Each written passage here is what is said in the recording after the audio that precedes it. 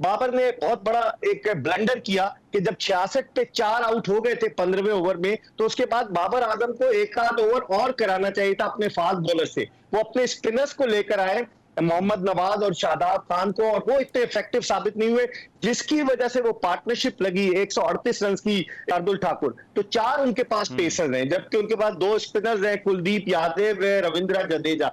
हमने यहाँ पिच को या तो पढ़ने में गलती की, जिसकी वजह से हमने स्पिनर पर रिलाय किया। हालांकि हमारे दोनों स्पिनर अच्छे हैं, लेकिन वो आज इस तरह से परफॉर्म नहीं कर सके। बड़े आसानी से भारतीय बैट्समैनों ने रन बनाए, और उस वक्त अगर एक आध ओवर और करा लेते फास्ट बॉलर से, एक्सप्रेस पेस का फास्ट बॉलर था नसीम शाह आपके पास, उससे करा लेते तो नया बैट्समैन अंडर प्रेशर होता। हार्दिक पांड्या से अभी तक जो हमने देखा है, टाइम जाया हुआ है, इससे क्या फर्क पड़ सकता है? और फिर ये जो टारगेट की और ओवर्स की रिवीजन होगी, ये किसकी फेवर में जा सकती है? बहुत बहुत शुक्रिया रहमान। वो डकवर्थ लुइस 2 आदमी थे जिन्होंने फार्मूला बनाया था कि अगर बारिश हो जाए तो उस सूरत में ओवर्स की तादाद कम होगी, रिवाइज टारगेट दिया जाएगा। जब तक बारिश खत्म नहीं होती, जब तक बिल्कुल ग्राउंड क्लियर नहीं होता, उस वक्त तक रिवाइज टारगेट नहीं दिया जा सकता। जब पाकिस्तान बैटिंग के लिए मैदान में आएगा तो तब पाकिस्तान को रिवाइज टारगेट मिलेगा, और वो जो रिवाइज टारगेट है वो पाकिस्तान को फिर देख कर खेलना पड़ेगा, क्योंकि ओवर्स कम होंगे, रन ज्यादा होंगे। तो वो बाद में बैटिंग करने वाली टीम के सामने एक एडवांटेज तो होता है कि उनको एक हदफ पता है, लेकिन एक डिसएडवांटेज भी होता है कि ओवर्स की तादाद कम हो जाती है। तो अब देखते हैं कि टारगेट मिलता है, लेकिन ये मैच इंपॉर्टेंट है। अगर फर्ज कीजिए कि भारत अपनी इनिंग्स पाकिस्तान अपनी इनिंग्स नहीं शुरू करता और ये मैच वॉश आउट हो जाता है, तो फिर दोनों टीमों को एक एक पॉइंट मिलेगा, वरना रिवाइज टारगेट दिया जाएगा तो उस सूरत में मैच। अच्छा, और अभी आपको लगता है कि अगर ये बारिश ज्यादा देर रह सकती है, ओवर ज्यादा कम हो सकते हैं, तो फिर ये जिस तरह से T20 मैचेस होते हैं, कुछ ऐसी सूरत हाल भी हो सकती है? और क्योंकि पाकिस्तान के पास बाहर तौर पर जो है वो 10 विकेट्स तो होंगे, तो ये पाकिस्तान की फेवर में भी ये जा सकता है।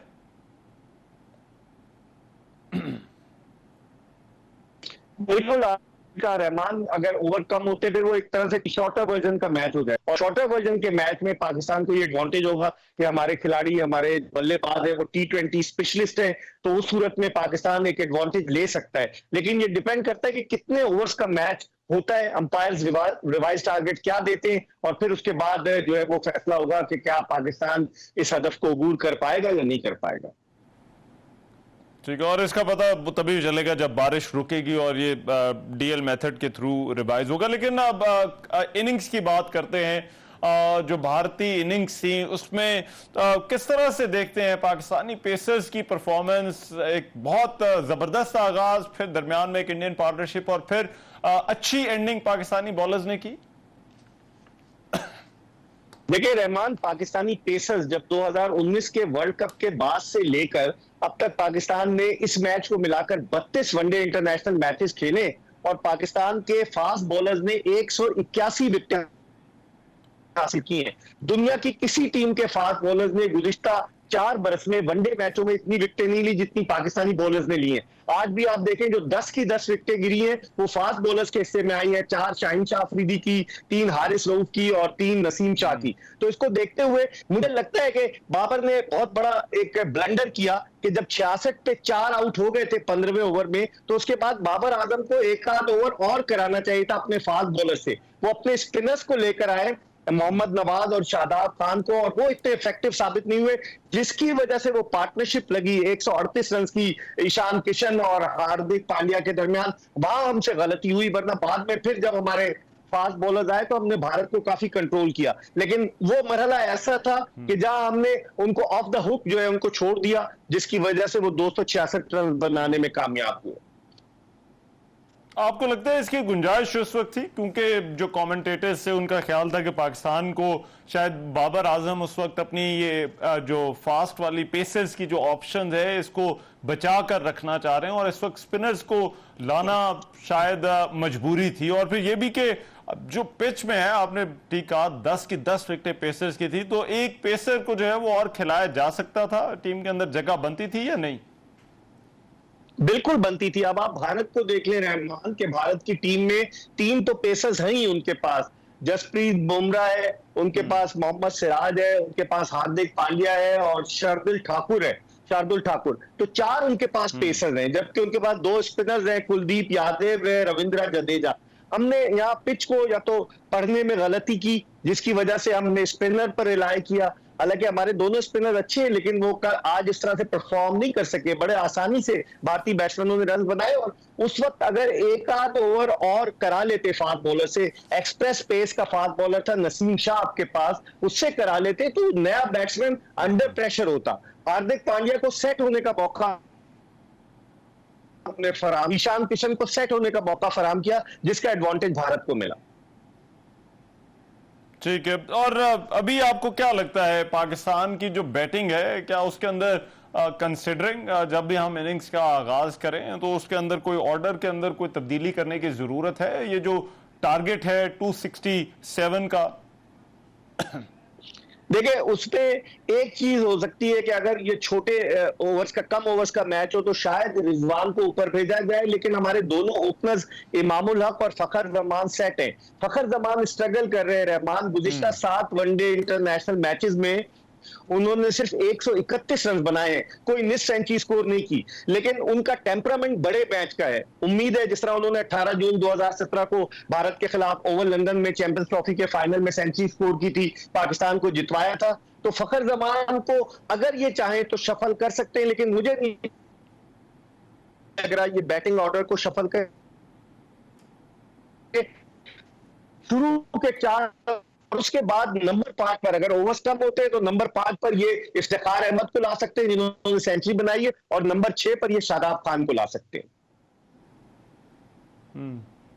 और मुझे दूसरा ये बताइएगा कि ये जो भारतीय इनिंग्स थी, ये 267 तक इनको महदूद किया, कंसिडरिंग जो पिच है, जो कंडीशंस हैं श्रीलंका में, आप इस परफॉर्मेंस को आप कैसे देखते हैं? ओवरऑल आप किस तरह से इसको रेट करेंगे?